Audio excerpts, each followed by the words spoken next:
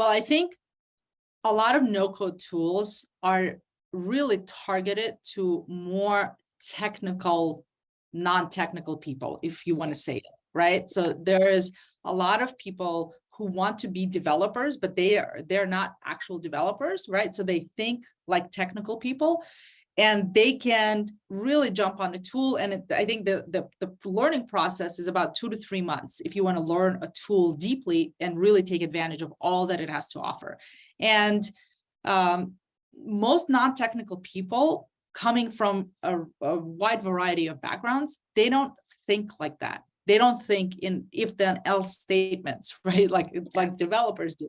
And so in order for us to make the leap of every non-technical founder could go and build their own thing, then we do need for the tools to change a bit and become more intuitive. But I would argue that that's not even the thought process we should have, because I don't want my CEO to learn how to code. It's not their job, right? The job of the CEO is to pull a team together that can help speed up the process, the go-to-market process. And if we require that all of our CEOs now build their own tools, like how quickly, like the CEO should be selling. They should be going and getting customers. They need to be doing other work.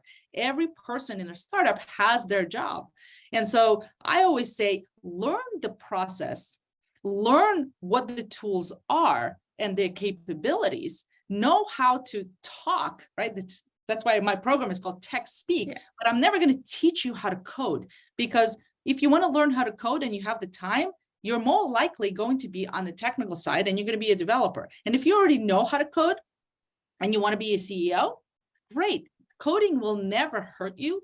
But practically, if you want to build a company, to build your own stuff, you're going to outgrow your expertise so quickly that it's not even worth doing, right? So I say, go learn the tools, get familiar with them, so that if you hire someone who's an expert in that tool, let's say somebody spent a year and a half in doing stuff in that tool versus you just coming in, who's going to be more efficient at getting stuff done, right? I would rather hire the person who's already put in the hours and the time and has the experience to be able to get me from point A to point B faster, and pay them. And then that buys me my time to actually do the things that I'm hired to do, which is CEO jobs, right? And the skill set of the CEO is very, very valuable. Shouldn't be wasted on doing things that necessarily you shouldn't be doing. So that's a way to actually grow a company, rather than constantly being in the weeds of building the company, rather than focusing on the right things at the right time. So the answer is, there's lots of tools at your disposal. You have to always answer, is my time more valuable, or do I need to actually, I don't have money, I have a lot of time, then go and learn the tool and maybe do that. But know that at some point you're going to outgrow that and you will still have to hire people, right? And at the end of the day, it's going to be a combination of no code, low code, custom code.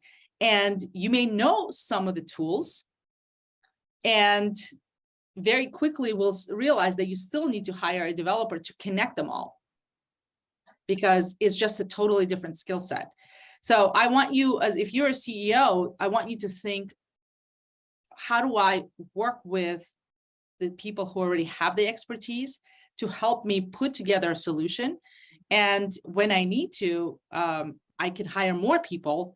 But at the end of the day, it's just a waste of time for me, for the CEO to actually do the work.